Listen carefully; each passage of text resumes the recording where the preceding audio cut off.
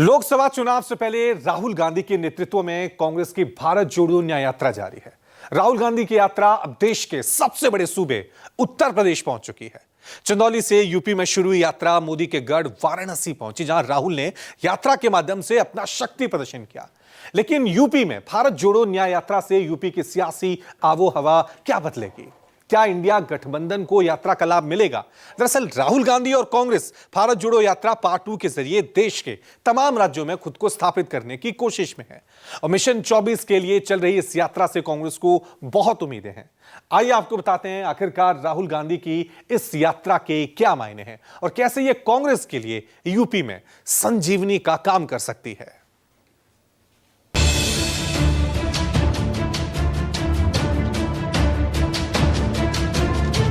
हम आपके साथ न्याय की बात करना चाहते हैं, देश को जोड़ने की बात करना चाहते हैं।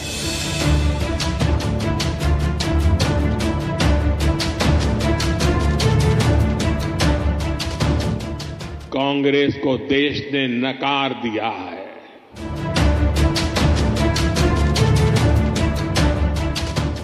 तारीख थी 12 सितंबर 2022, जब राहुल गांधी ने आधुनिक राजनीति के रण में देशव्यापी यात्रा का आजमाया हुआ बाण चलाया और हिंदुस्तान के दक्षिणी छोर कन्याकुमारी से लेकर उत्तर भारत के राज्य जम्मू कश्मीर तक भारत जोड़ो यात्रा की शुरुआत की। अब लोकसभा चुनाव के समर से पहले राहुल ने 14 जनवरी से भारत न्याय यात्रा की शुरुआत की और इस बार देश के पूर्वी छोर से पश्चिम तक यानी मणिपुर से यात्रा शुरू करके महाराष्ट्र तक मोदी सरकार के खिलाफ झंडा बुलंद करने की शुरुआत कर दी। गांधी की राह पर राहुल की ये दूसरी पारी। पहले दक्षिण से उत्तर, अब पूरब से पश्चिम राहुल की भारत जोड़ो न्याय यात्रा का कारवां अब यूपी में है। 16 फरवरी को बिहार के रास्ते यूपी के चंदौली में भारत जोड़ो न्याय यात्रा दाखिल हुई तो चंदौली में कांग्रेस की रैली को अपार जनसमर्थन मिला। राहुल गांधी ने चंदौली की धरती से केंद्र की मोदी सरकार पर जमकर निशाना साधा और भरी महफिल में राहुल ने सत्ता पर एक भाई को दूसरे भाई से लड़ाने का इल्जाम लगाया। दो विचारधाराओं की लड़ाई है। एक विचारधारा भाई को भाई से लड़ाती है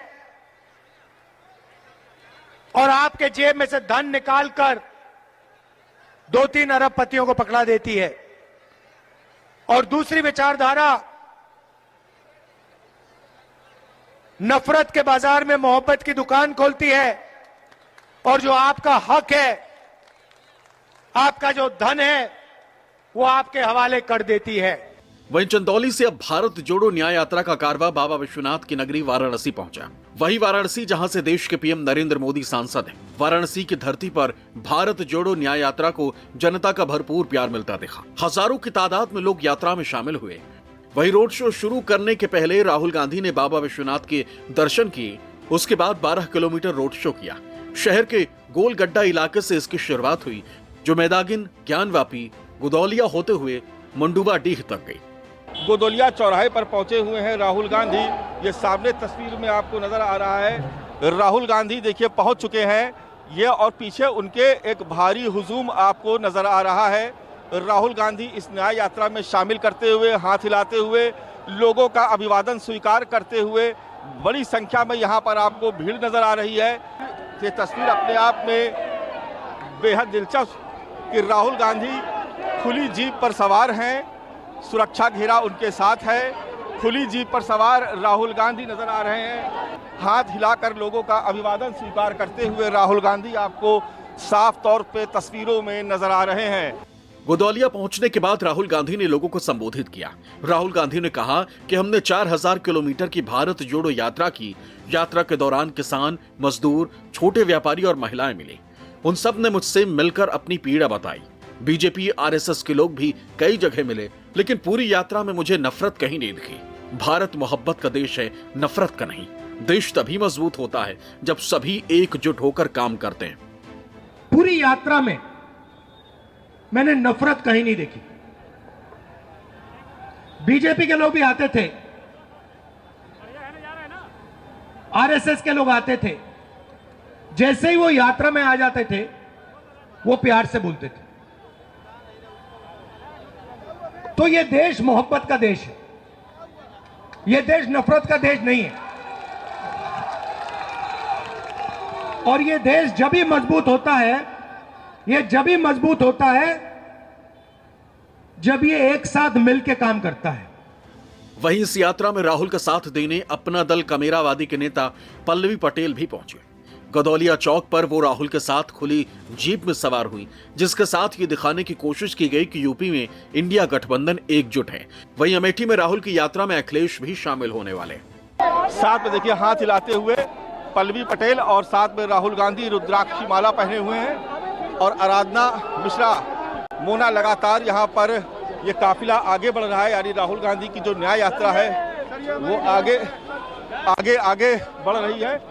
और देखिए ये जो है राहुल गांधी की न्याय यात्रा यहाँ से आगे बढ़ते हुए गोदलिया चौराहे से आगे बढ़ गई है जीप पर सवार। और देखिए पीछे राहुल गांधी के पीछे हाथों में न्याय यात्रा के, भारत जोड़ो न्याय यात्रा के झंडे बैनर लिए हुए ये कार्यकर्ता आगे बढ़ रहे हैं। ये तस्वीरें हम आपको दिखाने की कोशिश कर रहे हैं। ये तस्वीरें आपको सामने नजर आ रही हैं। यूपी में भारत जोड़ो न्याय यात्रा से कांग्रेस को खासी उम्मीद है। कहा जाता है कि यूपी की जीत से ही रास्ता केंद्र की कुर्सी तक जाता है। यूपी में कांग्रेस की स्थिति आज के दौर में बेहद ही कमजोर नजर आती है। हालांकि राहुल गांधी के लिए खुशी की बात यह है कि उसे यूपी में समाजवादी पार्टी के रूप में एक मजबूत सहयोगी मिल रहा है। अखिलेश यादव इंडिया गठबंधन में रहने के लिए मन बना चुके हैं, लेकिन सवाल यह है कि राहुल गांधी की न्याय यात्रा से क्या कांग्रेस को यूपी में संजीवनी मिलेगी? क्या इंडिया गठबंधन के पक्ष में मतदाताओं का रुझान होगा? क्या कांग्रेस 2009 के प्रदर्शन को दोहरा पाएगी?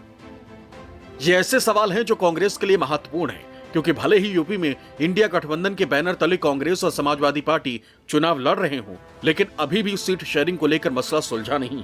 जयंत चौधरी के एनडीए में शामिल होने के बाद से सीट शेयरिंग को लेकर मामला और फंसता नजर आ रहा है, क्योंकि एक तरफ जहां समाजवादी पार्टी कांग्रेस को 11 सीटें देने का ऐलान कर चुकी है, तो वहीं कांग्रेस 21 से 25 सीटों से कम पर मानने को राजी नहीं। लेकिन इस यात्रा से कांग्रेस यूपी में अपना सियासी भविष्य तलाश रही। आखिर यूपी में सीटों का सूखा झेल रही कांग्रेस का पुनर्जन्म कैसे संभव है, ये जानना और समझना भी जरूरी हो जाता। राहुल गांधी की पहली भारत जोड़ो यात्रा ने मतदाताओं में बहुत उम्मीद जगाई थी। उम्मीद है कि भारत जोड़ो न्याय यात्रा से यूपी में भी कांग्रेस का भला हो सकता है। अगर राहुल गांधी समय रहते कुछ खास मुद्दों पर ध्यान केंद्रित करते हैं, क्योंकि लोकसभा चुनाव के लिए अब समय तो नहीं बचा है, पर राहुल गांधी कांग्रेस को यूपी में उसके पैरों पर खड़ा कर सकते हैं।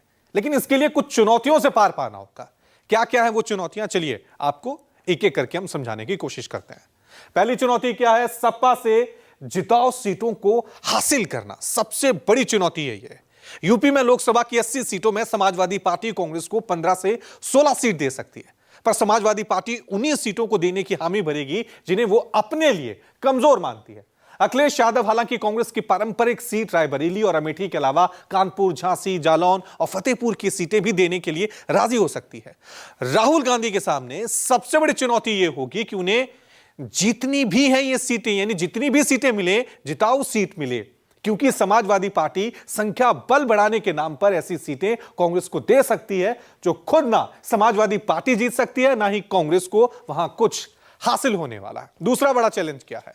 कांग्रेस संगठन को खड़ा करना। हो सकता है कि राहुल गांधी की भारत जोड़ो न्याय यात्रा को बहुत सपोर्ट मिले। यह दूसरा पॉइंट है। कांग्रेस संगठन को कैसे वो मजबूत करेगी ये यात्रा, क्योंकि लोग उनकी बातों से बहुत प्रभावित होकर कांग्रेस को वोट देने का मन बनाए, पर उन वोटों को बूथ तक पहुंचाना और उनसे मतदान कराने के लिए एक मजबूत संगठन की जरूरत है, जो कि यूपी में बिल्कुल भी नहीं बची है।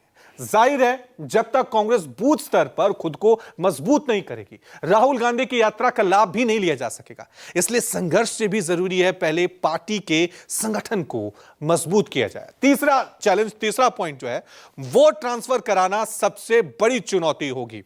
जी हां, वोट ट्रांसफर हुआ कि नहीं? राहुल गांधी की यात्रा में भीड़ जबरदस्त इकट्ठा होगी।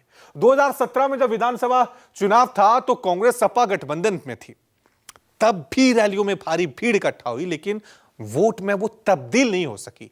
ऐसे में वोट ट्रांसफर कराना सबसे बड़ी चुनौती होगी। राहुल गांधी और अखिलेश यादव को अपनी यात्रा के दौरान अपने वोटर से इस बात की ही अपील करनी होगी कि जहां कांग्रेस के प्रत्याशी हो, वहां समाजवादी पार्टी के कोर वोटर बीजेपी की बजाय कांग्रेस को वोट दें। और चौथा चैलेंज क्या है? रायबरेली और अमेठी को बचाने की चुनौती। ये 2 सीट कांग्रेस के गढ़ मानी जाती है।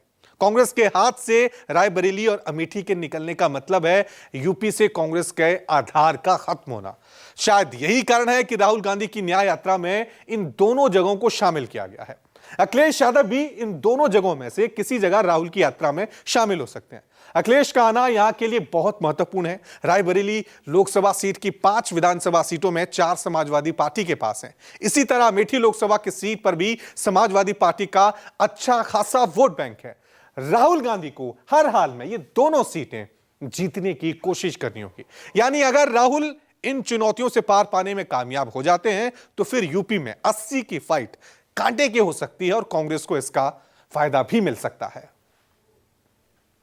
भले ही कांग्रेस को यूपी में इस यात्रा से खासी उम्मीद हो, लेकिन वहीं दूसरी तरफ बीजेपी लगातार इसे फ्लॉप शो करार दे रही, यहां तक कह रही है कि ये यात्रा जिन जिन राज्यों से गुजरती है कांग्रेस का बेड़ा गर्क हो जाता है। इस राज्य में श्री राहुल गांधी जी के कदम पड़े, उस राज्य में कांग्रेस वैसे भी डूबता हुआ सूरज है, लेकिन वैसे वैसे कांग्रेस का अंत दिखाई दे रहा है। और श्री राहुल गांधी जी की उत्तर प्रदेश में तथा कथित भारत जोड़ो न्याय यात्रा, जो कांग्रेस पार्टी उत्तर को दक्षिण से, पूरब को पश्चिम से, हिंदू को मुसलमान से, अगड़े को पिछड़े से, पिछड़े को दलितों से लड़ा करके शासन करती रही है। इसलिए इस बार उत्तर प्रदेश में तो हम 80 की 80 सीटें जीतने जा रहे हैं। भारतीय जनता पार्टी की अकेले अगर हम बात करें तो हम 370 देश में भाजपा की जीतेंगे, 400 पार देश में होगी भाजपा गठबंधन की जीत। कांग्रेस पार्टी पूरी तरह से डिरेल्ड है, उनके पास कोई नीति और एजेंडा नहीं है। शामिल होंगे सर? कोई नीति और एजेंडा विपक्ष के पास नहीं है। अगर यूपी में न्याय यात्रा के प्लान पर गौर करें तो ये यात्रा कुल 7 दिनों की है, जो 16 फरवरी से लेकर 22 फरवरी तक यूपी में चलेगी। ये यात्रा यूपी के 13 जिलों से होकर गुजरेगी। वहीं इस दौरान राहुल गांधी 15 जनसभाएं करेंगे, साथ ही 785 किलोमीटर का सफर तय करेंगे। आपको बता दें कि राहुल गांधी की अगुवाई वाली भारत जोड़ो न्याय यात्रा यूपी के चंदौली, वाराणसी, भदोही, प्रयागराज, प्रतापगढ़, अमेठी, रायबरेली, लखनऊ, सीतापुर, लखीमपुर, शाहजहांपुर, बरेली, रामपुर, मुरादाबाद, संभल, अमरोहा, बुलंदशहर, अलीगढ़, हाथरस और आगरा से होकर गुजरेगी। इनमें ज्यादातर वो इलाके हैं जहां अल्पसंख्यक आबादी ज्यादा है। यूपी में कांग्रेस और एसपी के बीच असल मुद्दा मुस्लिम बहुल वाली सीटों को लेकर है। अखिलेश यादव अल्पसंख्यक बहुल सीटें कांग्रेस को देना नहीं चाहते। कांग्रेस के सबसे ज्यादा निगाह पश्चिमी यूपी पर है। कांग्रेस का मानना है कि लोकसभा के लिए मुस्लिम वोट बैंक उसकी तरफ आ रहा है। दरअसल पश्चिमी यूपी में जाट और मुसलमान निर्णायक स्थिति में होते हैं। ये जिसकी तरफ जाते हैं वो पार्टी जीत जाती है। कई जिले ऐसे भी हैं जहां मुस्लिम वोटर्स की तादाद 40 से 43% है। मुजफ्फरनगर में 41.30% मुस्लिम वोटर है, शामली में 41%, सहारनपुर में 41.95%, बिजनौर में 43.04%, बागपत में 27.98%, मेरठ में 34.43%, अलीगढ़ में 19.85% और गाजियाबाद में 25.35% वोटर मुसलमान हैं। पिछले 2 लोकसभा चुनावों में यूपी में कांग्रेस का प्रदर्शन बेहद निराशाजनक रहा। ऐसे में कांग्रेस 2009 वाला प्रदर्शन दोहराने की कोशिश में। अगर पिछले 3 सालों में यूपी में लोकसभा चुनावों में कांग्रेस के प्रदर्शन पर नजर डाले तो साल 2009 में कांग्रेस ने 80 में से 21 सीटें जीती थी और उसका वोट शेयर रहा था 18.25%। वहीं 2014 जब पूरे देश में मोदी लहर थी, उस दौरान यूपी में कांग्रेस को सिर्फ 2 सीटें मिली थी और वो वोट शेयर 2009 के मुकाबले आधे से भी कम पर आ गया था। उसका वोट शेयर था 7.53%। वहीं 2019 के लोकसभा चुनाव में कांग्रेस ने सबसे बुरा परफॉर्म किया था। उसे सिर्फ 1 सीट पर जीत मिली थी और वोट शेयर गिरकर 6.36% पर आ गया था। यानी पिछले 3 लोकसभा चुनावों में कांग्रेस का प्रदर्शन गिरता ही गया। ऐसे में इस बार यात्रा के सहारे कांग्रेस चुनावी वैतरणी पार करने की जुगत में लगी। वहीं अगर बीजेपी और समाजवादी पार्टी के पिछले 3 सालों के प्रदर्शन पर गौर करें तो साल 2009 में बीजेपी को 10 सीटों पर जीत हासिल हुई थी और उसका वोट शेयर रहा था 20.27%। वहीं 2009 में समाजवादी पार्टी को 23 सीटें मिली थी और उसका वोट शेयर था 23.26%। वहीं 2014 में बीजेपी को यूपी में बम्पर 71 सीटें मिली थी और उसका वोट शेयर 2009 के मुकाबले डबल से भी ज्यादा बढ़ा था। वोट शेयर था 42.63%। वहीं 2014 में समाजवादी पार्टी को करारा झटका लगा था और वो 5 सीटों पर सिमट कर रह गई थी। वहीं 2019 में बीजेपी ने 62 सीटों पर जीत हासिल की और वोट शेयर रहा था 49.98%। वहीं 2019 में समाजवादी पार्टी को एक बार फिर 5 सीटें ही मिली और वोट शेयर रहा 18.11%। यानी एक तरफ जहां इंडिया गठबंधन के दोनों दल यानी कांग्रेस और समाजवादी पार्टी का ग्राफ गिरा, तो वहीं बीजेपी का ग्राफ ऊपर की ओर ही बढ़ता जा रहा है। और यही वजह है कि देश के पीएम भी अब बीजेपी 370 और एनडीए 400 प्लस का नारा दे रहे हैं। जब भारतीय जनता पार्टी ने मुझे पीएम के उम्मीदवार के रूप में घोषित किया था, तो मेरा पहला कार्यक्रम रेवाड़ी में हुआ था।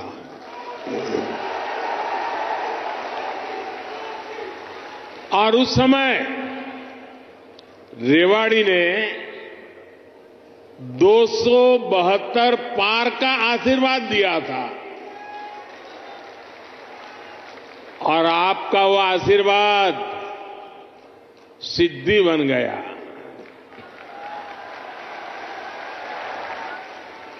अब लोग कह रहे हैं कि मैं फिर एक बार रेवाड़ी आया हूं, तो आपका आशीर्वाद है अब की